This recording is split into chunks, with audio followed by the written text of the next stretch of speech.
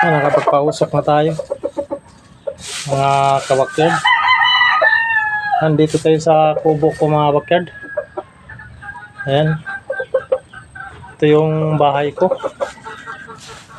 Ayan, kwarto ko.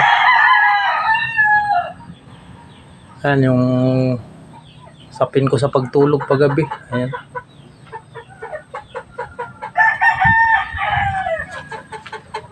Nagano tayo ng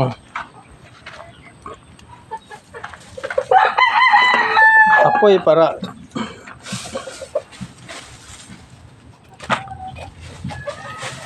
luto tayo ng saging mamaya.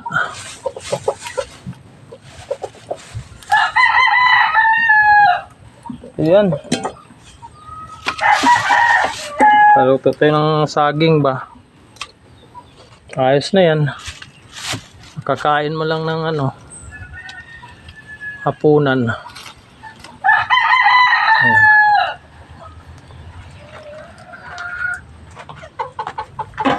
Yan, umiinit na rin, oh, sa labas ng aking kubo.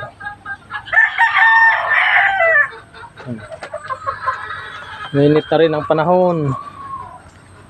Thank you Lord. Umiinit na ang panahon.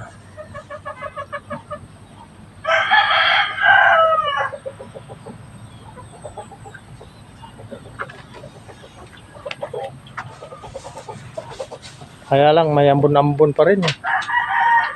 Ambon-ambon pa rin siya. Mag-init tayo ng tubig mamaya para makapagkape.